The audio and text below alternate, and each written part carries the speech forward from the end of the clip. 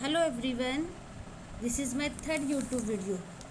First YouTube video on pharmacistol 5 months ago and second video is today morning communication skill subject, topic is communication process, and this is my third video. Subject is pharmaceutical analysis.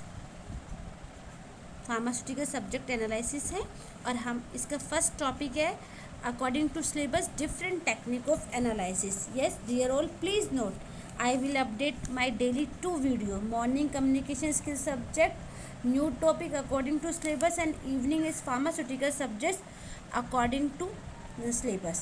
Yes, and also sometime except these 2 subject I will update also 2 subject, biochemistry 2nd semester and quality assurance 6th semester. And if you want to update, if you want to require any other video related to pharmacy subject, please comment in my comment box. I will update you the new topic and new syllabus. Yes, thank you. And we will start pharmaceutical analysis unit 1 and topic 1 is different technique of analysis. सबसे पहले कि pharmaceutical analysis होता क्या है. Analysis का मतलब है determination करना, पता करना फार्मास्यूटिकल कोई भी सब्सटेंस है, कोई भी ड्रग है उसका. Pharmaceutical substance application is analytical procedure. किस चीज़ का प्रोसीजर है? किसी भी कंपाउंड की प्यूरिटी, किसी भी मॉलिक्यूल की सेफ्टी, किसी भी ड्रग का क्वालिटी और क्वांटिटी और किसी भी केमिकल का हम फार्मास्यूटिकल एनालिसिस के थ्रू पता करते हैं. इन शॉर्ट, किसी भी कंपाउंड की प्यूरिटी, सेफ्टी, क्वालिटी हमें पता करनी है तो फार्मास्यूटिकल एनालिसिस सब्जेक्ट के थ्रू, अपने टॉपिक के थ्रू करते हैं. अब ये 4 तरीके से, यदि फार्मास्यूटिकल एनालिसिस को हम देखें तो ये 4 टाइप्स को होता है. Titration method, spectroscopic technique, chromatography method, spectrometry. Titration method क्या है? टाइट्रेशन मेथड आप सबको पता है कि एसिड बेस का रिएक्शन होता है. इसके अंदर न्यूट्रल होने के बाद excess 1 drop of excess of the titrant we will add it and we will get a end point for we want to, if we want to get end point we will use indicator. indicator क्या है? जो हमें end point देता है, मतलब colour determine करता है.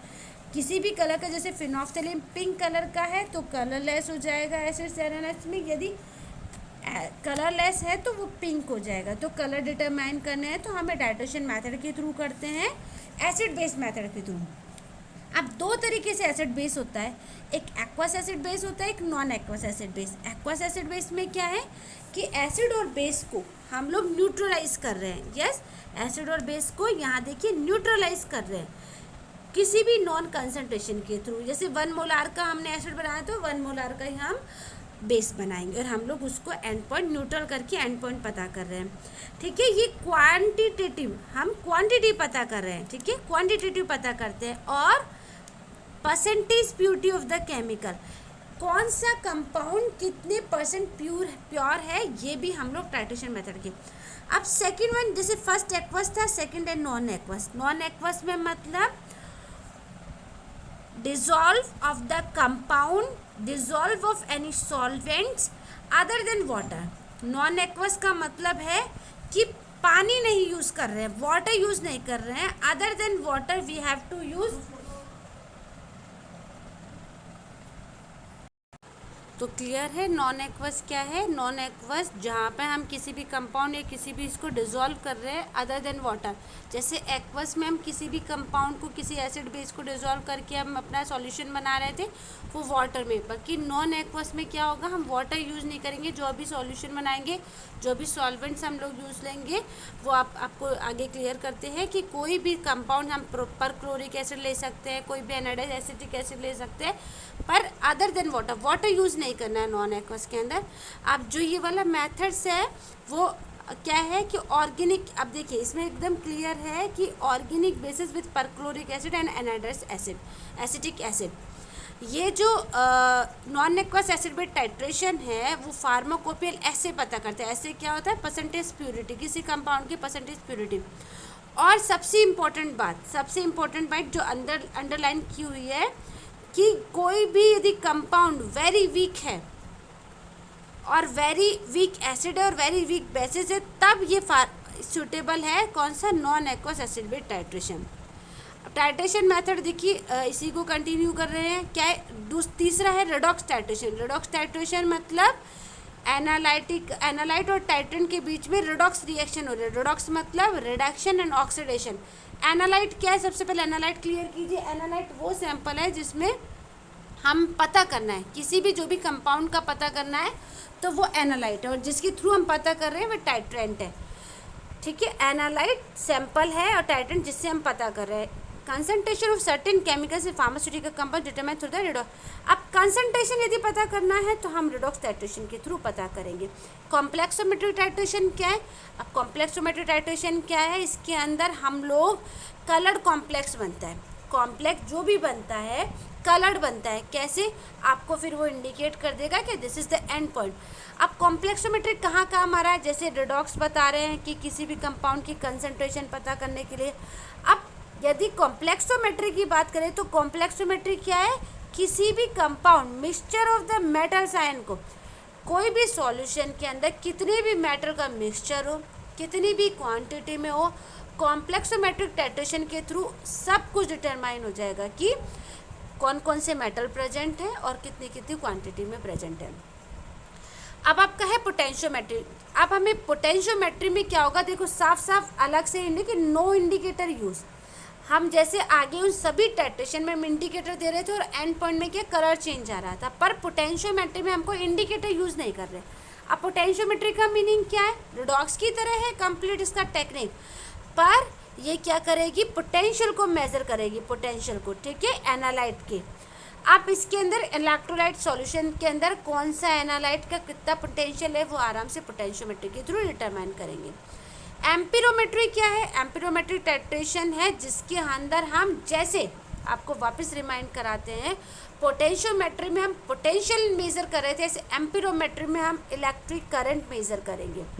अब वो इलेक्ट्रिक करंट कैसे टाइट्रेशन रिएक्शन के थ्रू प्रोड्यूस होगा उसको हम आराम से पता। आप देखो इसमें भी क्या है, क्वांटिटेटिव एनालिसिस, हम क्वांटिटी पता कर रहे हैं। अब एग्जांपल क्या है, किसके थ्रू एम्पिरोमेट्रिक टाइट्रेशन होता है, रोटेटिंग प्लैटिनम इलेक्ट्रोड, RPE। अब नेक्स्ट आपका टाइट्रेशन मेथड क्या है, एक्वामेट्रिक। एक्वामेट्रिक नेम ही बताता है वाटर।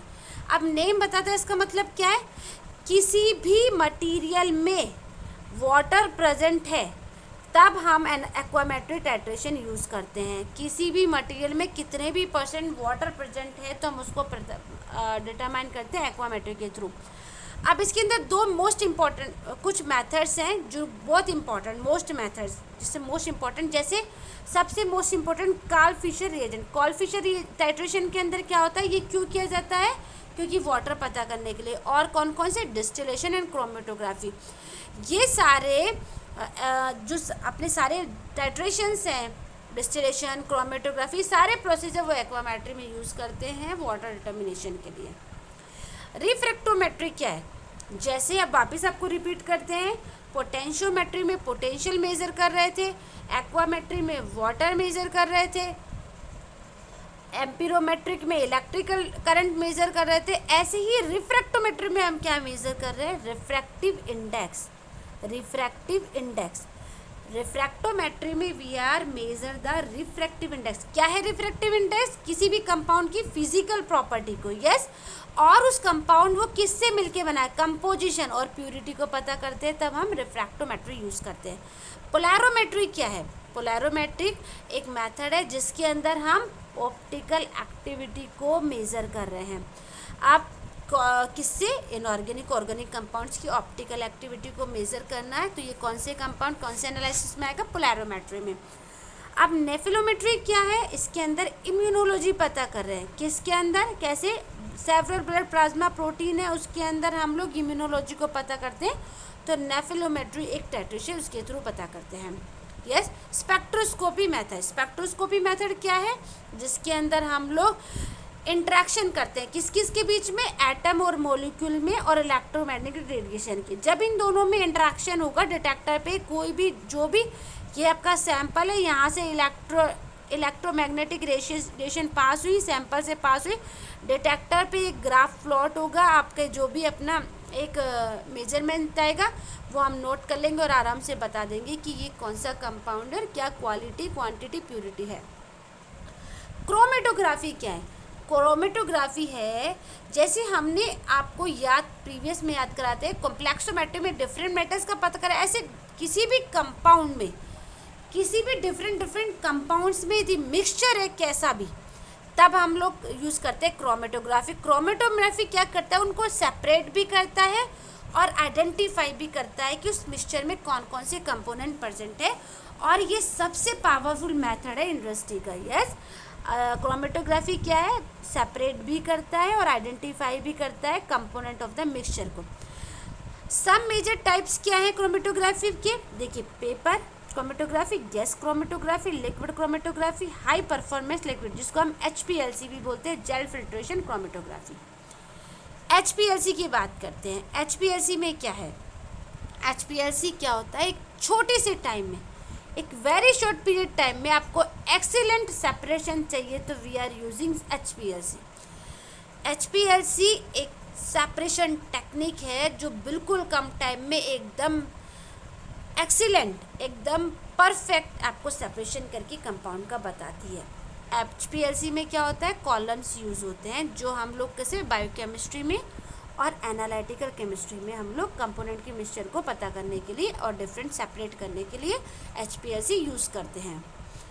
फ्लोरोमेट्री क्या है, फ्लोरोमेट्री जैसे हम आगे सब में देख रहे थे, किसी में ऑप्टिकल रोटेशन, किसी के अंदर हम लोग जो भी चीज़ें पता कर रहे हैं, जैसे इलेक्ट्रिकल करंट पता कर रहे हैं, ऐसे ही फ्लोरोमेट्री में हम क्या कर रहे हैं, फ्लोरोसेंट पता कर रहे हैं। तो यार आप इसमें कैसे करेंगे, कोई भी हम अपने एनालाइट पर, ठीक है, एनालाइट पर जब हमारी लाइट का, विजिबल लाइट का जब रेडिएशन होगा, तब वो विजिबल लाइट यहाँ से देखिए ये कंपाउंड से यहाँ एक्साइट हो गई और फैल गई। अब जो रेज डिटेक्टर पे गई, उसने एक अपना ग्राफ प्लॉट किया और हम लोग इजीली डिटरमाइन करेंगे कि ये कौन सा कंपाउंड है और क्या फ्लोरोसेंस के थ्रू इजीली हम डिटरमाइन कर लेंगे फ्लोरोमेट्री के थ्रू। यूवी विजिबल स्पेक्ट्रोस्कोपी और NMR, यूवी विजिबल स्पेक्ट्रोस्कोपी और NMR क्या है, देखिए यूवी, और यह भी इससे शॉर्ट में बताया है कि इसके अंदर क्या होता है कि जब भी कोई रीजन पर इलेक्ट्रोमैग्नेटिक स्पेक्ट्रम पर जब भी किसी कंपाउंड्स का हम जो भी इलेक्ट्रिक ट्रांजिशन होता है, जैसे ग्राउंड स्टेट पर वो एक्साइटेड हो जाती है तो वो कोई ना कोई रेडिएशन को एब्जॉर्ब करती है लाइट सोर्स के थ्रू। अब ये इजीली डिटरमाइन कर देता है, क्लियर, ये तीनों यूवी विजिबल इंफ्रारेड रीजन पर ही वर्क करता है। अब ये कहाँ यूज़ आया, कोई भी क्वालिटेटिव, कोई भी क्वान्टिटेटिव एनालिसिस करने के लिए और कोई भी सैंपल का आइडेंटिफिकेशन करने के लिए हम यूवी विजिबल और इंफ्रारेड स्पेक्ट्रोस्कोपी करते हैं। NMR क्या है, NMR का फुल फॉर्म है न्यूक्लियर मैग्नेटिक रेजोनेंस, ठीक है।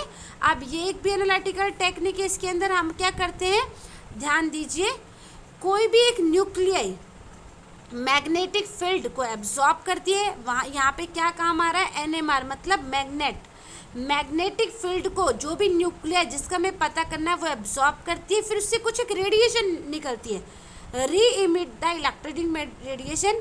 अब वो एक स्पेसिफिक फ्रीक्वेंसी पर जाती है, अब वो स्पेसिफिक फ्रीक्वेंसी भी क्या होनी चाहिए, एक 62,000 मेगाहर्ट्ज़ में।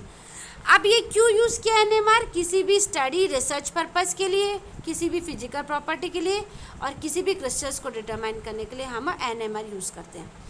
मास स्पेक्ट्रोस्कोपी क्या है, in this spectroscopy sample molecule are bombarded with an energetic beam of electron, molecules are then ionized and fragment। अब देखो मास स्पेक्ट्रोस्कोपी क्या है, इसमें कोई सी भी मॉलिक्यूल, कोई भी सैंपल मॉलिक्यूल्स है उस पर क्या होगा, एनर्जेटिक बीम का बोम्बार्ड किया जाएगा, मतलब एनर्जेटिक बीम बहुत सारी डाली जाएगी उस पर, एनर्जेटिक बीम का बोम्बार्डमेंट किया जाएगा, जिससे क्या होगा, जिस भी मॉलिक्यूल पर एनर्जेटिक बीम का बोम्बार्डमेंट किया होगा वो मॉलिक्यूल आयोनाइज हो जाएगा, मतलब उसकी जैसे Na+Cl है, Na अलग हो Cl, अब मतलब इसका फ्रेगमेंट हो जाएगा, वो ब्रेक डाउन हो जाएगा, वो टूट जाएगा। अब जो भी आयन है उसका एक स्पेसिफिक M/E रेशो होता है, मास बाय चार्ज रेशो होता है, उसके थ्रू हम किसी भी मॉलिक्यूलर मास का हम पता कर सकते हैं, ठीक है। M/E रेशो, जब भी किसी मॉलिक्यूल पर किसी भी एनर्जेटिक बीम पर एम्बार्डमेंट किया जाता है तो वो आयोनाइज हो जाता है और टूट जाता है, और एक उसका हर आयन का एक मास बाई रेशियो होता है जिसके थ्रू हम पता कर लेते हैं। अब ये क्यों यूज़ आई, कहाँ पे काम आई मास स्पेक्ट्रोस्कोपी? आइसोटोप में, आइसोटोप डेटिंग, जैसे किसी भी अपने मॉलिक्यूल आयंस के ऊपर जो आइसोटोप डिफरेंट होते हैं उनका भी, प्रोटीन का कैरेक्टराइज कौन सा प्रोटीन है, कौन सा ग्लाइकेन है, कौन सा ग्लूकोज है, और स्पेस पर भी, स्पेस एक्सप्लोरेशन के लिए भी मास स्पेक्ट्रोस्कोपी काम की जाए। एटॉमिक एब्जॉर्प्शन स्पेक्ट्रोस्कोपी क्या है? AAS। इसके अंदर हम लोग सबसे पहले ध्यान रखेंगे क्वांटिटेटिव डिटरमाइन कर रहे हैं किसी भी केमिकल एनालिसिस को, किसके थ्रू? ऑप्टिकल रेडिएशन के थ्रू। यस, वो चाहे वो गैसियस स्टेट में हो। आप देखिए कहाँ कहाँ काम आ रहा है ये, अपने जो भी बायोलॉजिकल फ्रूट्स है उसके अंदर मेटल का डिटर्मिनेशन करने के लिए, और किसी भी टिश्यू में भी लाइक अपना blood, plasma, urine, saliva, brain tissue, liver and muscle.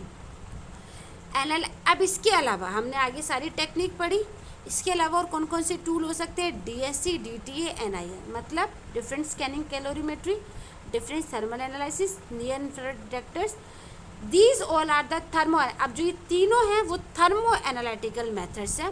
अब अपने जो सारा पढ़ा कि फार्मास्यूटिकल एनालिसिस होता क्या है, इसके अंदर सारी टेक्निक पढ़ा, एक ब्रीफ में पढ़ा। अब इसका इंपॉर्टेंस क्या है? फार्मास्यूटिकल एनालिसिस जो हम सब्जेक्ट पढ़ रहे हैं, जो हम टॉपिक पढ़ रहे हैं, उसका इम्पॉर्टेंस क्या है? सबसे पहले हमें पता होना चाहिए, हम कुछ भी पढ़ते हैं करते हैं कि इसका इम्पॉर्टेंस क्या है।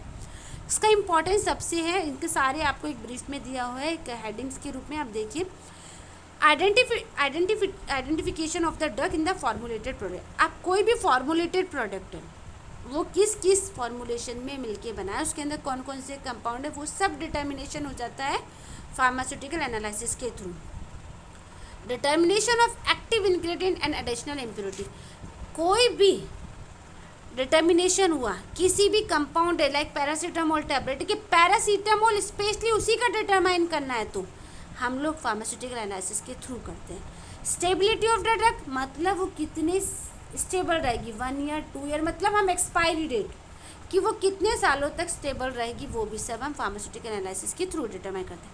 Rate of the drug is formulation, किसी भी फॉर्मुलेशन में कौन कौन सी ड्रग कितने परसेंटेज में डली हुई है, कितने परसेंटेज में डलेगी, कितने परसेंटेज में हर एक ड्रग का कंपोजिशन होगा, वो भी हम एनालिसिस के थ्रू पता करते हैं। Identity and purity of the drug, yes, वो भी हम किसके थ्रू पता करते हैं? आप अपने फार्मास्यूटिकल एनालिसिस के थ्रू। यस, आप identity purity of the drugs specification के थ्रू मिल जाएगा। कंसंट्रेशन स्पेसिफाई इम्प्योरिटी, वो भी सब। Concentration of drug in the plasma और बायोलॉजिकल फ्लूइड्स, वो भी ड्रग का कितना किस अपने फ्लूइड्स में है, फार्मास्यूटिकल एनालिसिस वो भी हम पता कर लेंगे। आप कोई भी ड्रग को हम डेवलप कर रहे हैं, बना रहे हैं, उस टाइम पे क्या पीके है, क्या पार्टीशन कॉफ, कितना सॉल्वेंट, वो सभी फार्मास्यूटिकल एनालिसिस के थ्रू हम पता करते हैं। आप कोई भी यदि क्वेरी है, आपको कोई डाउट है, तो आप लोग कमेंट बॉक्स में कमेंट कीजिए। और thank you so much for watching of the till the end, and please like, comment and share to all related to pharmacy field, and subscribe my channel because my upcoming videos.